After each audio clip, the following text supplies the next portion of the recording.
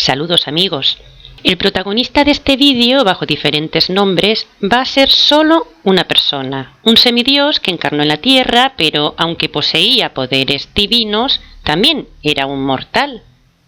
Vamos a saber quién es realmente Hércules, ese héroe divino que se afanó por obtener las manzanas de la inmortalidad, pero que sin embargo fracasó en el intento y murió como cualquier humano.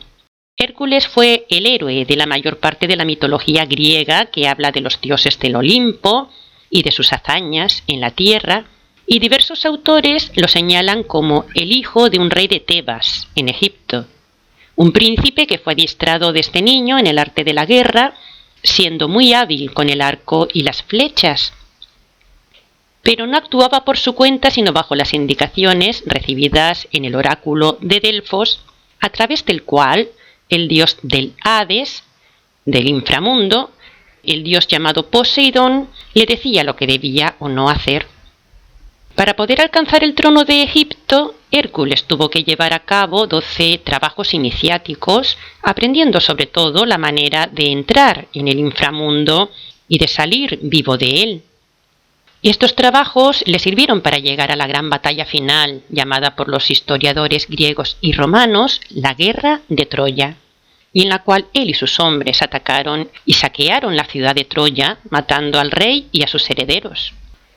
Hércules también es conocido como uno de los argonautas que viajaron en busca del vellocino de oro, que se encontraba en poder del dios del mar y del inframundo Poseidón.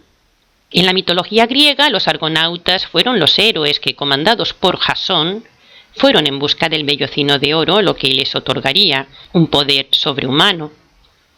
Se llamaron argonautas porque viajaron en una nave llamada Argos, que significa rápido. Antes de emprender el viaje al inframundo, Jasón consultó el oráculo, que le animó a partir, dándole las indicaciones necesarias. Según Apolonio de Rodas, las personas que viajaron al inframundo formando parte de este grupo de argonautas eran 50, y entre ellas se encontraba Hércules de Tebas. Hay versiones que dicen que el jefe de esa expedición era él y que el nombre de Jasón era tan solo un apodo, porque este viaje se realizó con el objetivo de que Hércules pudiera recuperar el trono de Egipto, por lo que enroló a un grupo de 50 guerreros en la nave Argos en busca del vellocino de oro, lo que le daría la victoria sobre su enemigo. Este vellocino se hallaba custodiado por un dragón, pero al final, tras haber realizado diversas misiones que parecían imposibles, Hércules lo consiguió.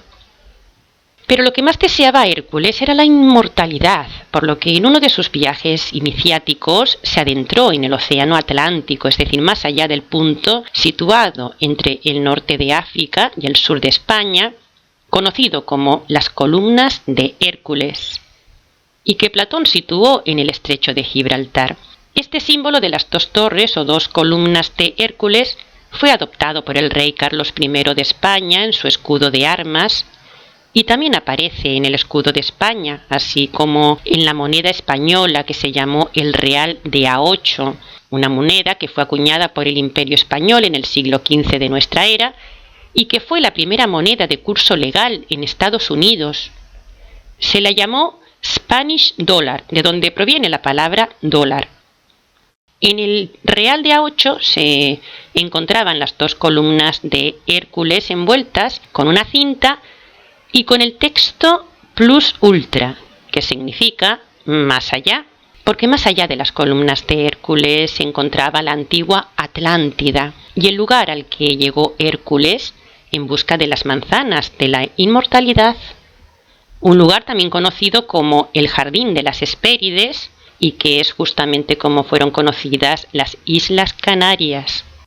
Para poder llevar a cabo los trabajos que le conducirían a la recuperación del trono de Egipto, Hércules fue ayudado en todo momento por Quirón, un híbrido mitad humano y mitad caballo, experto en medicina y sanación, que aparece como su tutor.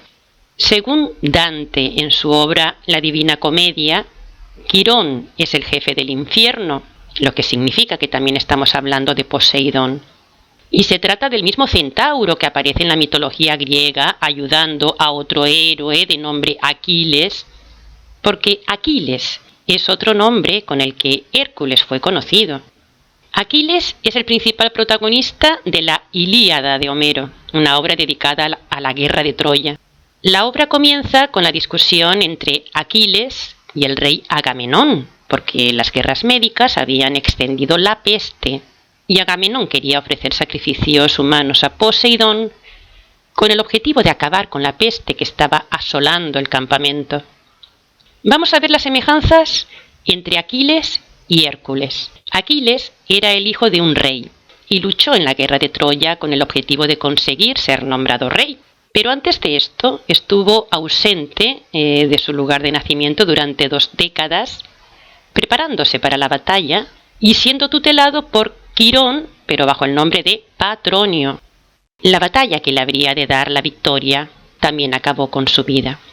Según cuenta Homero, Aquiles mató primero al príncipe troyano Héctor, pero el hermano de Héctor, Paris, en venganza, acabó con su vida. Otro protagonista de la obra de Homero es Ulises, nombre que se traduce por Odiseo y que daría título a la obra de Homero titulada La Odisea. Pues bien, tras la muerte de Aquiles, Ulises navegó hasta el inframundo y pudo conversar con él, que se presentó como el rey de todos los muertos. Pero Aquiles también era conocido como el hijo del anciano dios de los mares, Poseidón, quien la había entrenado desde niño con el nombre de Patroclo, que significa la gloria del padre, y que también hace referencia al centauro Quirón. Como Patroclo fue asesinado por Héctor, Aquiles no solo se vengó de Héctor, sino que con esta venganza pretendía alcanzar un trono en el que al final no pudo reinar, porque Aquiles murió en la batalla al ser alcanzado por una flecha envenenada en el talón, de donde proviene la expresión talón de Aquiles. Muchos le llamaban el de los pies ligeros, porque disponía de unas zapatillas aerodinámicas que le aportaban un carácter de héroe. Y la flecha envenenada que lo mató se clavó justo en el lugar en el que tenía su zapatilla voladora. Tras la muerte de Aquiles, la ciudad de Troya fue destruida gracias a una estrategia militar que consistió en introducir en la ciudad fortificada un enorme caballo, en cuyo interior se encontraban los guerreros más expertos. Durante la noche los guerreros salieron del caballo, mataron a los centinelas y abrieron las puertas de la ciudad, lo que terminó con la caída de Troya. Aunque Hércules Aquiles murió en la contienda, muchos siglos después volvió a encarnar en la tierra, y esto es algo que sucedió en el siglo IV antes de nuestra era y en el Imperio griego, en concreto en la ciudad-estado de Macedonia. Allí era donde vivían los reyes de Epiro, quienes reivindicaron ser los descendientes de Aquiles. Y así fue como la princesa Olimpia de Epiro tuvo un hijo al que llamó Alejandro, pero que por todos sería conocido como Alejandro Magno. El padre de Alejandro, Filipo, era el rey de Macedonia y el militar encargado de expandir el imperio griego. Con este objetivo creó un poderoso ejército con el que pretendía superar al ejército más poderoso de la época, que era el ejército del persa Darío. El caso es que Alejandro creció creyendo que él era el mismísimo Aquiles y de hecho no le llamaban con el nombre de Alejandro, sino con el nombre de Aquiles. De esto se encargó su madre Olimpia, quien tenía por costumbre consultar el oráculo de Delfos, a través del cual Poseidón le dijo que su hijo era mitad humano y mitad divino, y que como hijo de un dios estaba destinado a acometer grandes hazañas bélicas. Poseidón también le mostró a Olimpia los planes que tenía para él, algo que ella transmitió a su hijo. El nuevo Aquiles, con solo 18 años, llegó a convertirse en el general del ejército de su padre, pero había un problema para que llegara a ser el rey del imperio griego. Y el problema era que Alejandro era hijo ilegítimo de Filipo. Olimpia temía que su hijo por este importante motivo no llegara al poder y organizó una trampa con la que consiguió que Alejandro, con tan solo 20 años, se convirtiera en el rey del Imperio griego y emperador de todo el mundo conocido. Filipo fue apuñalado por un miembro de su guardia real de nombre Pausanias, y la implicación de Olimpia quedó demostrada cuando depositó una corona de flores en la tumba de Pausanias. El grupo de poder que conspiró junto a Olimpia también consiguió que el primogénito de Filipo, que era su heredero legal, no llegara al trono al haber sido incapacitado, y el otro hermanastro de Alejandro sencillamente fue asesinado. Con el terreno libre y colocándose a la cabeza del poderoso ejército de su padre, Alejandro emprendió numerosas y sanguinarias batallas, ganando al poderoso imperio persa de Darío, cuyos inmensos territorios pasaron a ser de su propiedad. Aunque en la batalla decisiva contra los persas Alejandro y su ejército estaban en desventaja numérica, sin embargo ideó una estrategia con la que venció ese obstáculo. Sus estrategias de guerra llegaron a ser famosas en el mundo entero, seguidas por los principales dictadores de la historia, porque Alejandro tenía la facultad de dirigir y organizar a su ejército para atacar al enemigo en el punto exacto, es decir, en su talón de Aquiles. Estas estrategias consistían en analizar las debilidades del enemigo y también se trataba de engañarle con falsas pistas, ¿no? El caso es que consiguió la victoria y así fue como destruyó Persépolis, prendiendo fuego al palacio del rey Darío. Luego fue recibido como un libertador en Babilonia, Egipto y en el noroeste de la India. Y en Egipto fue nombrado faraón y aclamado por la muchedumbre como un dios que venía a liberarlos del yugo persa. En todos los lugares a los que llegó ofreció sacrificios a Poseidón y consultó antes de ir a esos lugares al oráculo de Delfos, que era el oráculo más importante del imperio griego, ¿no? Alejandro no fue entrenado por Quirón, sino por Aristóteles, que era el hijo de un médico y que le pudo formar así en alquimia, aparte de en historia antigua, política y en estrategia militar. Pero, sobre todo, lo que Aristóteles le enseñó fueron las claves ocultas que se encontraban en las obras de Homero, y en concreto en la Ilíada, que se convirtió en el libro de cabecera de Alejandro. Parece que la vida de Alejandro discurrió de forma similar a la de Hércules Aquiles, porque fue instruido desde niño como guerrero, y era experto con el arco y las flechas. También era, aparte del hijo de un rey, era el hijo de un dios, lo que le aportaba un carácter divino que lo situaba por encima del bien y del mal. Alejandro se sentía tan identificado con Hércules Aquiles que él se consideraba su encarnación, y de hecho a uno de sus hijos ilegítimos le puso el nombre de Hércules. Alejandro arrasó ciudades, esclavizó y torturó a miles de personas porque no se contentaba con derrotar a sus enemigos, sino que los masacraba. Y siempre permaneció fiel a su amigo Hefestión, del que se dice que fue no solo su amigo de la infancia, sino también el comandante de caballería de su ejército. Hefestión acompañó a Alejandro a Troya, y allí, mientras Alejandro colocaba una corona de flores sobre la tumba de Hércules Aquiles, Hefestión la puso sobre la tumba de Patroclo. Su relación con Hefestión no estaba bien vista por algunos, por lo que se dice que Hefestión por este motivo fue envenenado, y tras la muerte de su amigo Alejandro se volvió loco y mandó crucificar a Glaucias, que era el médico que había atendido a Hefestión. También preparó un solemne funeral en Babilonia, en donde se le rindieron a Hefestión honores divinos. Hefestión era para Alejandro lo que Quirón para Hércules o Patroclo para Aquiles, y su nombre hace referencia al dios Hefestos, cuya forja se encontraba en el mundo subterráneo, en la antigua morada de los dioses, en la que fue la Atlántida. Según varios textos, el dios Hefestos fabricó el casco y las sandalias aladas de Hermes. También fabricó la armadura de Aquiles, el cetro de Agamenón, el casco de invisibilidad de Hades o el rayo de Zeus. Alejandro Magno, al igual que Hércules Aquiles, murió joven a los 33 años, y su muerte es descrita por Diodoro que cuenta que se produjo durante la celebración de un banquete en el palacio del rey Nabucodonosor II en Babilonia. Tras tomar abundante vino, le entró un fuerte dolor abdominal, náuseas y vómitos, y en unos días fue incapaz de andar y más tarde de hablar hasta que murió. Sin duda fue un envenenamiento. Y murió sin herederos porque su primer hijo legítimo, Alejandro IV de Macedonia, nació tras su muerte.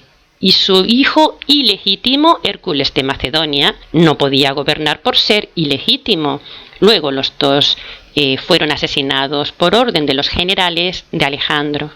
13 años duró el reinado de uno de los hombres más peligrosos y tiranos de la historia. Y tras su muerte, su cuerpo fue trasladado a Egipto, y en concreto a la ciudad que él mismo había fundado y había dado nombre, a Alejandría. Allí más tarde habrían de tomar forma los 4 evangelios que contaron la historia de Cristo. Tras la muerte de Alejandro, la estatua que le representaba y que se encontraba en la isla de Rodas, una estatua de 32 metros de altura, permaneció durante un tiempo como el recuerdo de su paso por la tierra, hasta que fue destruida por un terremoto. Es importante saber que Hércules también fue conocido en la antigüedad con otro nombre, con el nombre de Apolo, ¿no? Y la obra de Pitágoras, titulada Misterios Órficos, hace alusión al santuario de Apolo en Dídime, y podemos leer lo siguiente. Su fuente permaneció seca durante más de 100 años, desde su saqueo por los persas hasta las campañas de Alejandro Magno, que llegó para liberar el oráculo. El oráculo de Delfos, que se encuentra en un templo dedicado a Poseidón, juega un papel muy importante en los mitos griegos y es el lugar en el que los poderosos tenían línea directa con Poseidón y a través del cual recibían las indicaciones a seguir. Sin duda alguna, Hércules es el principal de los héroes de la antigüedad, bajo sus diferentes nombres, motivo por el cual los griegos y romanos celebraban su nacimiento. Pero, ¿se trataba de una persona real o solo de un mito? Pues según Jerónimo de Estridón, Hércules completó sus 12 trabajos en el año 1246 antes de nuestra era, y esta fecha se corresponde exactamente con la época en la que Horus vivió en Egipto. Vamos a ver las semejanzas entre la historia de Hércules y la de Horus. Cuando su tío era el faraón de Egipto, Horus quiso usurparle el trono. Por este motivo estuvo un par de décadas fuera de Egipto, preparándose para organizar un gran ejército, y con ese ejército regresó a Egipto para vengarse de Set, que también era el asesino de su padre Osiris. Aunque se nos dice que la historia contada por Homero se desarrolla en Grecia, en la época del Imperio griego, esto no es así. La Ilíada cuenta la historia de una gran batalla que se produjo en Egipto, y en concreto en Tebas. Y el protagonista principal de esta historia fue Horus. El lugar al que se fue a preparar militarmente para conseguir un gran ejército fue la India, donde estuvo un par de décadas, siendo allí conocido con el nombre de Krishna, encarnación del dios del mar Vishnu. Hay similitudes entre la historia de Krishna y su batalla final, descrita en el Majábharata, y la historia descrita por Homero de la guerra de Troya. Muchas similitudes. No es casualidad que en la India tanto Hércules como Krishna o Alejandro Magno formen parte importante del panteón de los dioses. De hecho, Alejandro Magno es visto en la India como una encarnación de Krishna. La guerra de Troya fue la batalla sin duda alguna más importante y decisiva, contada de muchísimas maneras tanto por griegos como por romanos. Pero esta batalla no se desarrolló en Grecia, sino en Tebas, que era denominada la ciudad del cetro. Tebas era el lugar en el que Hércules había nacido y cuyo cetro de poder quería poseer. Homero describió la ciudad de Tebas con innumerables puertas en sus murallas. Y estas son precisamente las murallas de las que habla Homero cuando describe la guerra de Troya. Tebas posee también la necrópolis más importante de Egipto, entre las que se encuentran el Valle de los Reyes y el Valle de las Reinas. Pero claro, los historiadores no podían contar la verdad porque esta verdad solo está reservada para unos pocos. Y para confundir cambiaron en innumerables ocasiones el nombre de Hércules. Uno de estos nombres con el que conocemos a Hércules es Edipo, y la historia del príncipe Edipo narra que fue desterrado y que tuvo que salir de Egipto. Durante su estancia fuera de Egipto, Edipo se propuso alcanzar para él el reino de Tebas. Fue de esta manera como se comenzó a gestar la guerra con la que el príncipe Edipo conseguiría sus objetivos de ser proclamado faraón de Egipto. En un primer enfrentamiento, Edipo y los suyos sufrieron una estrepitosa derrota porque no podían escalar las altas murallas de la ciudad de Tebas. Pero luego se organizó una nueva expedición con otra estrategia y con la que consiguieron su objetivo, la toma de Tebas. Edipo se casó con la que era la mujer de su padre, o sea, con su madre, y de ahí el conocido complejo de Edipo. Y este dato también hace alusión a Horus, cuya consorte real era su propia madre, Isis, la que había sido consorte real de su padre. Curiosamente, la guerra de Tebas, junto con la guerra de Troya, son las dos grandes batallas narradas más importantes de la mitología antigua de Grecia y de Roma, porque claro, se nos dice que esto no fue real, sino pura mitología. Pero veamos más pruebas de que Troya era Tebas.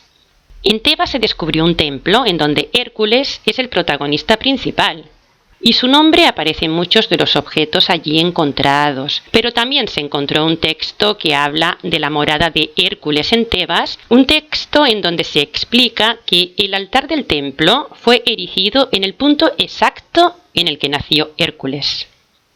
Hay muchísimas similitudes en las historias narradas sobre la vida de Hércules, Aquiles, Horus y Krishna, todos ellos luchando por una venganza con el objetivo de alcanzar el trono y muriendo jóvenes porque, aun siendo semidioses, no tenían el don de la inmortalidad. ¿Fue su última encarnación Alejandro Magno? Alejandro murió a la edad de 33 años y estuvo implicado en guerras importantes, entre ellas la guerra contra los persas. Su método favorito de ejecución era la crucifixión, con la que mató a miles y miles de esclavos. A Alejandro le encantaban los pavos reales y de hecho se había traído uno de la India. Esta ave en la tradición cristiana representa a Cristo muerto y resucitado, ya que el pavo real es una de las formas en que se representa al ave fénix que renace de sus cenizas. Las plumas del pavo real se convirtieron en un símbolo de su poder y más tarde símbolo también de los más altos obispos de la Iglesia Católica. Alejandro era considerado la encarnación del esperado Mesías, que vendría al final de los tiempos como Salvador, montado en un caballo blanco y blandiendo una espada en la mano. Lo ideal es que cada cual llegue a sus propias conclusiones. Hércules, ¿un héroe o un villano? Hasta pronto.